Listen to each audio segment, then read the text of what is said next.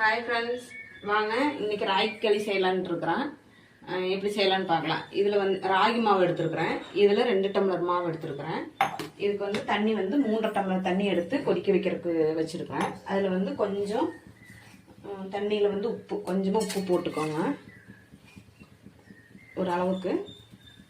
இது வந்து இது கிளறினதுக்கப்புறம் எடுத்து வச்சு வேக வைக்கிறதுக்கு. அது வந்து கொஞ்சம் சூடாகிட்டு இருக்கட்டும். கொதிக்குது. இதை எடுத்து இறக்கி வச்சுட்டு மாவை நம்ம இப்படியே கொட்டிக்கலாம்.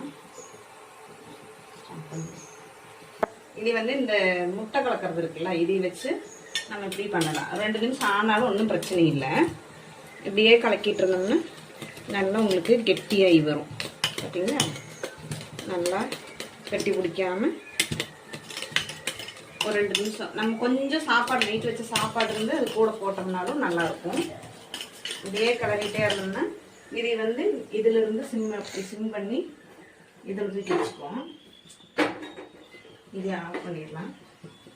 2 நிமிஷம் நல்லா கட்டி பிடிக்காம இப்படியே மாவெல்லாம் இல்லாமல். ஏன்னா என் அம்மா எல்லாம் நல்லா குச்சி வச்சு செய்வாங்க, எனக்கு தெரியாது. எனக்கு இப்படி தான் செய்ய தெரியும். இது வந்து நான் ஒரு ஃபோனில் தான் பார்த்து பழகினேன்.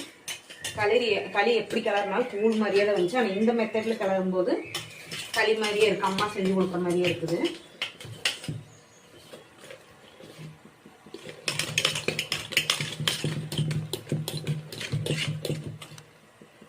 இங்கே பாருங்கள், ஒன்றுமே எது இல்லாமல் வந்துருச்சு.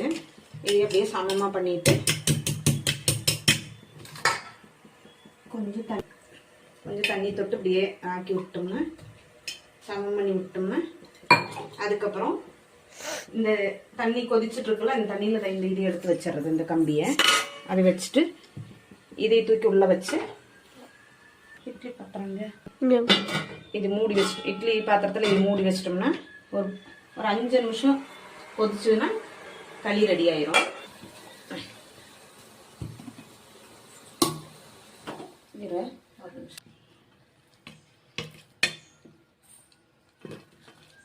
களியும் பாருங்க ரெடியாக இருக்குது.